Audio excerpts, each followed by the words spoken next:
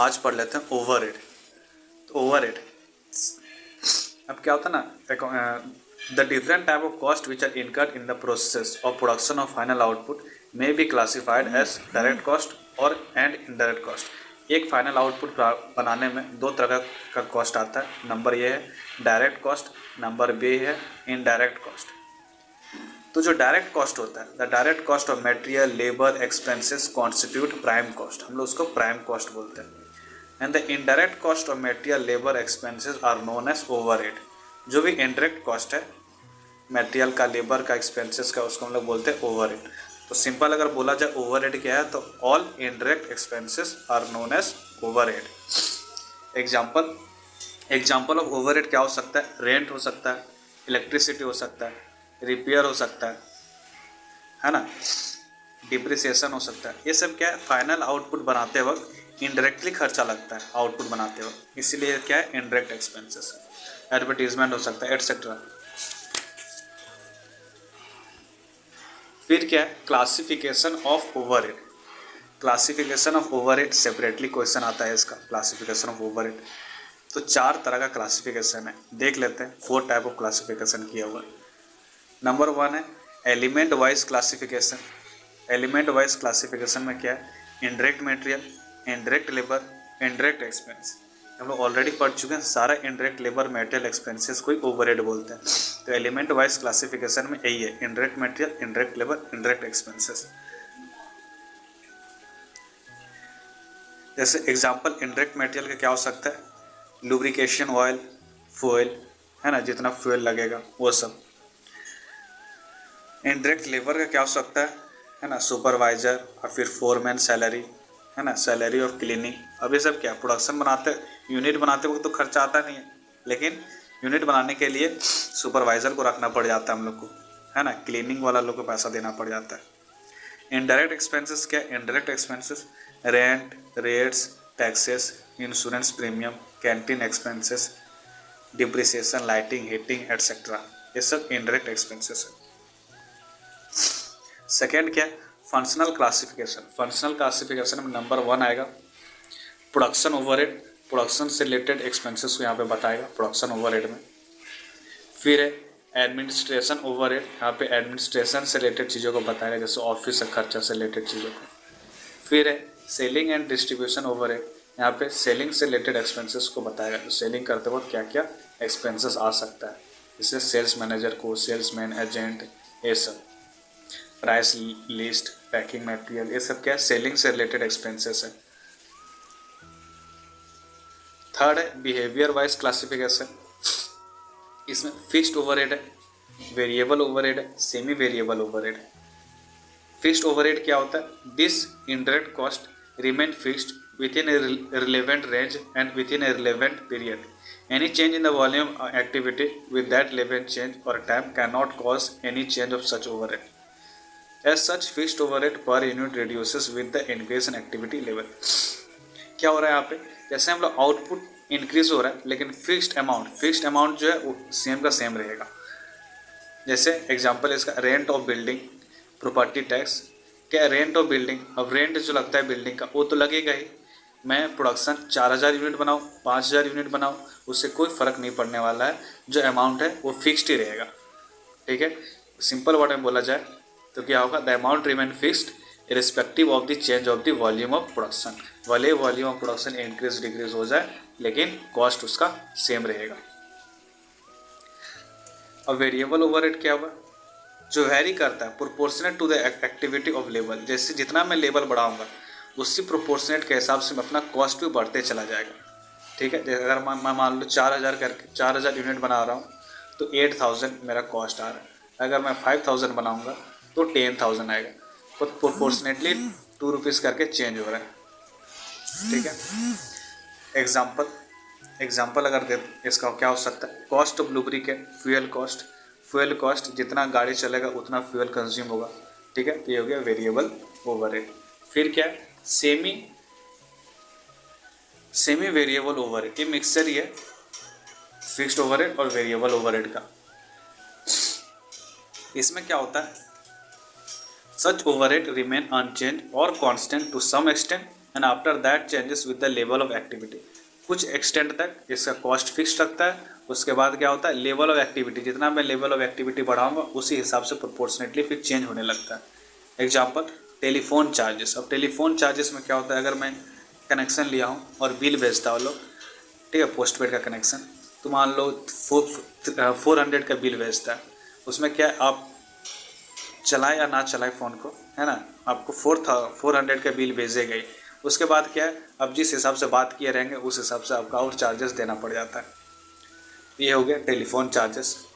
और फिर electricity charges, ये सब इसका एग्जांपल है सेमी वेरिएबल ओवरहेड का।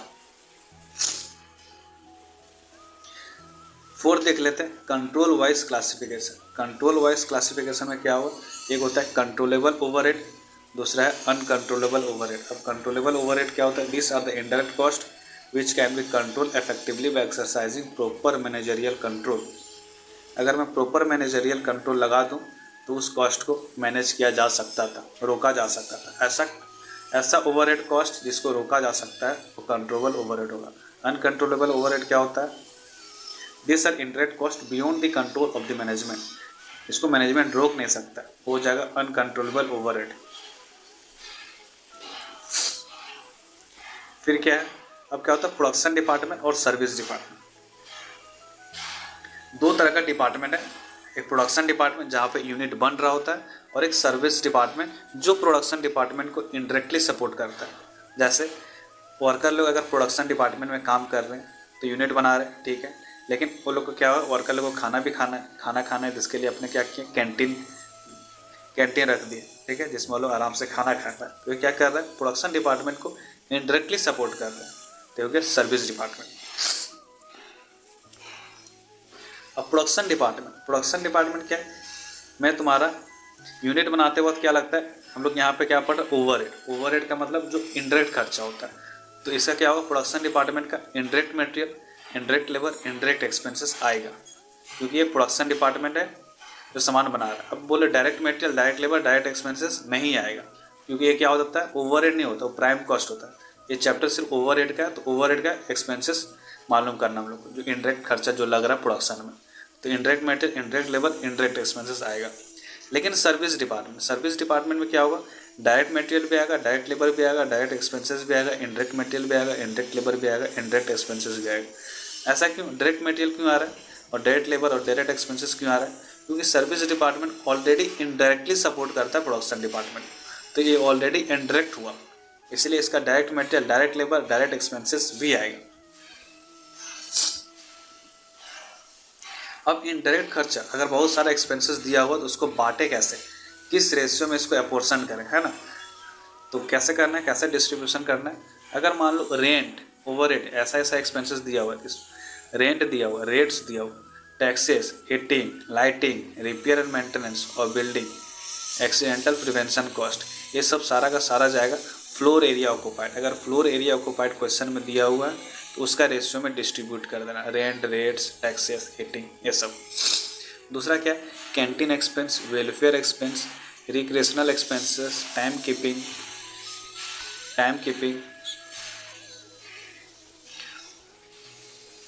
है ना, फिर सुपरविजन एटसेट्रा, ये किस में जाएगा, नंबर ऑफ वर्कर्स एम्प्लॉयड में जाएगा, नंबर्स ऑफ वर्कर एम्प्लॉयड में जाएगा। फिर डायरेक्ट वेजेस क्या, contribution to provident fund, contribution to employ state, insurance scheme, compensation to workers, ये सारा का सारा किस में जाएगा, डायरेक्ट वेजेस में जाएगा। अगर कंट्रीब्यूशन टू प्रोविडेंट फंड दिया हुआ अमाउंट तो हम लोग डायरेक्ट वेजेस जो भी दिया रहेगा उस रेशियो में डिस्ट्रीब्यूट कर देंगे। फिर अगर डिप्रिसिएशन दिया हुआ, depreciation, insurance, repair, maintenance, plant and machinery,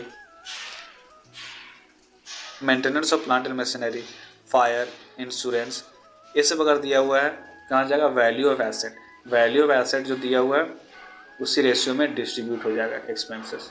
अब लाइटिंग का एक्सपेंसेस कैसे डिस्ट्रीब्यूट करें, तो जितना नंबर ऑफ लाइट पॉइंट है, जितना मैं अगर नंबर ऑफ लाइट पॉइंट लगाऊंगा उतना ही उसी बेसिस पर लाइटिंग का एक्सपेंसेस को डिस्ट्रीब्यूट किया जाएगा। जैसे मान लीजिए मेरा प्रोडक्शन डिपार्टमेंट ए है, बी है, सी है, सर्विस डिपार्टमेंट डी और ई है, ठीक है। तो मैं जहाँ जहाँ पे अगर प्रोडक्शन डिपार्टमेंट ए में 2 लाइटिंग लगाया हूँ, बी में 3 लाइटिंग लगाया हूँ, सी में 4 लाइटिंग लगाया हूँ, डी में 5 और ई में 6-7 ऐसे कुछ लगाया हूँ लाइटिंग, तो जितना नंबर ऑफ लाइट पॉइंट है उस हिसाब से लाइटिंग का एक्सपेंसेस को डिस्ट्रीब्यूट कर दिया जाएगा, ठीक है। उसी तरह अगर मान लो पावर का एक्सपेंसेस दिया हुआ है तो हम लोग कैसे डिस्ट्रीब्यूट करें प्रोडक्शन डिपार्टमेंट और सर्विस डिपार्टमेंट में, हॉर्स पावर और machine our, horse power machine our और फिर मशीन कैपेसिटी, किलोवाट आवर्स, ये सब दिया हुआ रहेगा। जनरली क्या है, जितना भी सारा एक्सपेंसेस है उससे रिलेटेड चीज़ ही है। जैसे मान ली पावर, तो पावर को किस में डिस्ट्रीब्यूट करें, हॉर्स पावर, ठीक है। स्टोर ओवरहेड, ये मालूम रखना, स्टोर ओवरहेड किससे जाएगा, स्टोर ओवरहेड होगा मटेरियल कॉस्ट और number of requisition, number of requisition. अगर स्टोर ओवरहेड दिया हुआ है तो मटेरियल कॉस्ट और नंबर ऑफ रिक्विजिशन। दूसरा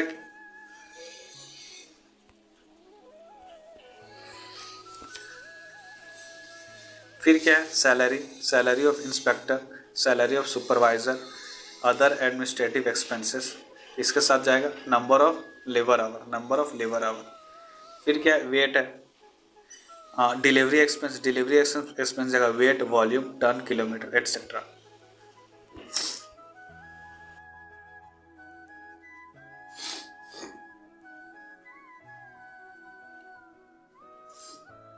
चलिए ये सब के थ्रू समझ लेते हैं कैसे डिस्ट्रीब्यूशन करना है एक्सपेंसेस को, इनडायरेक्ट कॉस्ट को कैसे डिस्ट्रीब्यूट करना है। McLean limited has 5 department, 5 department McLean limited में, A B C D E. Of this department A B and C are production department, इसमें से ए बी सी क्या है, प्रोडक्शन डिपार्टमेंट है, ठीक है। While D and E R service department, और D and E जो है सर्विस डिपार्टमेंट है। The overhead incurred during the year 2006 where, अब ओवरहेड के एक्सपेंसेस दिया हुआ है 2006 में ये सब खर्चा हुआ था।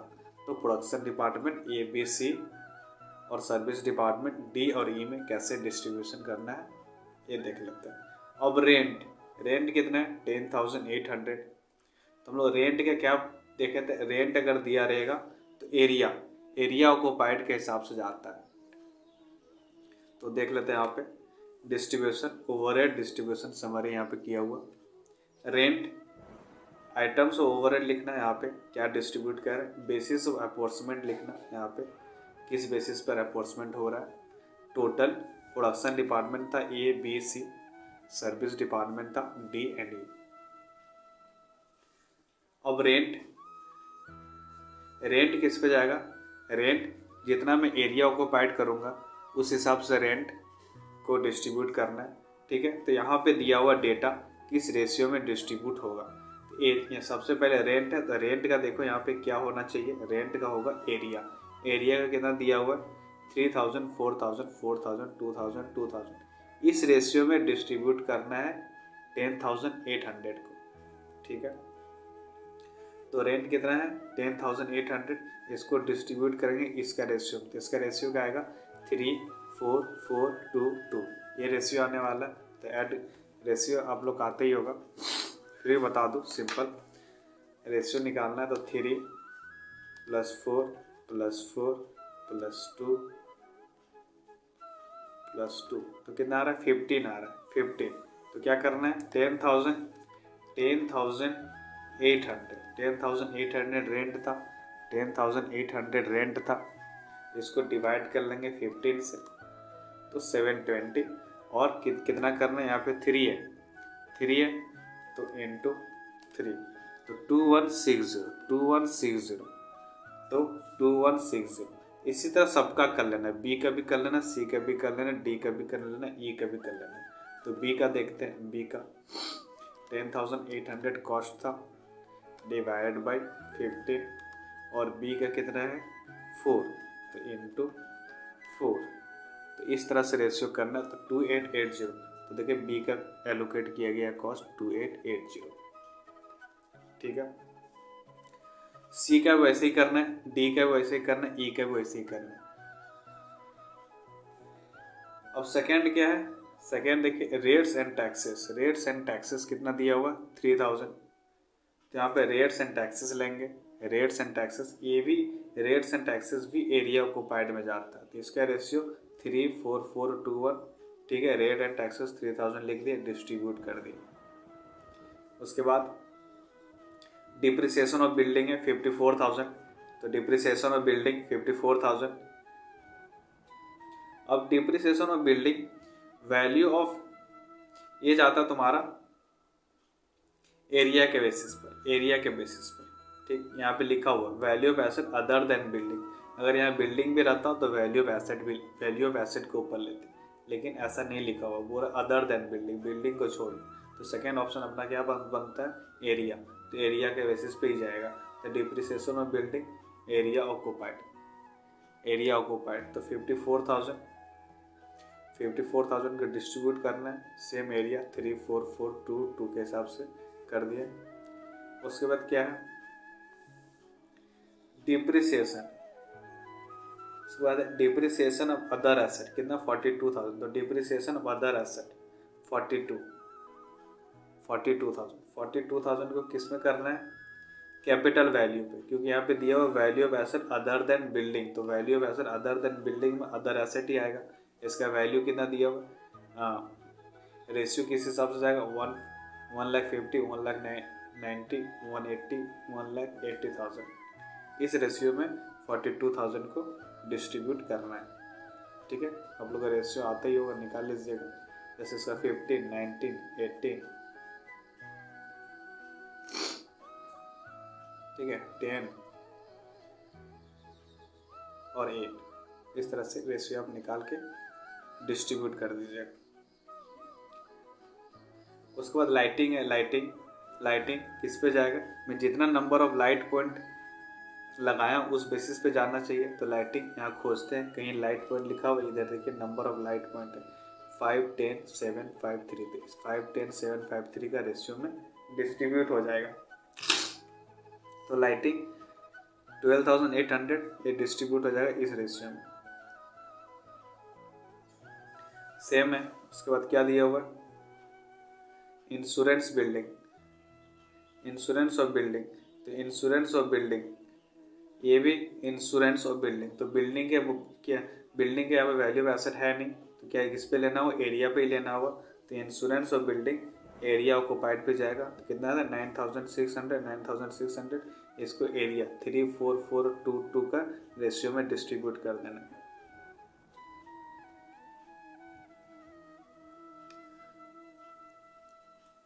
इसके बाद देख लेते हैं पावर 16,500, तो पावर किस पे जाएगा, कुछ HP या फिर किलो वाट आवर्स ऐसा कुछ दिया हो तो उस पे जाता है। तो यहाँ पे देख लेते हैं power, horse power of machine दिया हुआ, हॉर्स पावर ऑफ मशीन, तो इसी के साथ इसी रेशियो में डिस्ट्रीब्यूट होगा, तो पावर होगा हॉर्स पावर ऑफ मशीन 16,500 को डिस्ट्रीब्यूट कर दिए इस रेशियो में 4,322 में, ठीक है। तो आ जाएगा। फिर क्या है इंश्योरेंस ऑफ प्लांट, तो प्लांट का दिया हुआ था कैपिटल वैल्यू, यहाँ पे बोला हुआ था value of asset other than building, तो वैल्यू ऑफ एसेट ही लेंगे, तो insurance of plant capital value 8,400 है, किस रेशियो में जाएगा, इस पे जाएगा, इस रेशियो में जाएगा, इसका रेशियो में जाएगा, ठीक है। तो प्लांट डिस्ट्रीब्यूट हो गया 8,400। उसके बाद क्या है store of overhead 5,400, store of overhead 5,400 किस पे जाएगा, जब ये स्टोर है तो स्टोर से रिलेटेड कुछ खोजो, तो स्टोर से क्या मिल रहा है यहाँ पे value of material consume, value of material consume मिल रहा है, तो इसी पे जाएगा 90, 80, 60 और 40 का रेशियो निकाल लेना और डिस्ट्रीब्यूट कर देना, तो 90, 80, 40 का रेशियो में डिस्ट्रीब्यूट होगा, डी में कुछ नहीं है तो नहीं आएगा। इसके बाद क्या सब्सिडी टू कैंटीन, कैंटीन भी जब रहेगा तो नंबर ऑफ एम्प्लॉय खोजते हैं हम लोग, तो कैंटीन का नंबर ऑफ एम्प्लॉय 80, 110, 60, 30, 20, तो subsidy to canteen number of employ है 15,600 अमाउंट को डिस्ट्रीब्यूट कर देना है इस बेसिस पे नंबर ऑफ एम्प्लॉय के हिसाब से 80, 110 और 60, 30, 20 का रेशियो में तो डिस्ट्रीब्यूट कर दिया जाएगा ऐसे। ठीक है, अब कुछ नहीं करना है, सारा टोटल कर देना है, टोटल कर देना है। अब नेक्स्ट स्टेप क्या होता है, सेकेंडरी डिस्ट्रीब्यूशन होता है। इसका नेक्स्ट स्टेप जो होता है वो होता है सेकेंडरी डिस्ट्रीब्यूशन। वो कैसे करें, ये प्रोडक्शन डिपार्टमेंट, सर्विस डिपार्टमेंट का खर्चा प्रोडक्शन डिपार्टमेंट में डिस्ट्रीब्यूट होता है। इसका बहुत सारा मेथड है, इसका बहुत सारा मेथड है। आज मेथड हम लोग नेक्स्ट वीडियो में सीखते हैं, मेथड हम लोग नेक्स्ट वीडियो में सिखाऊंगा। 4 तरह का मेथड है, चारों मेथड में नेक्स्ट वीडियो में सिखाऊंगा।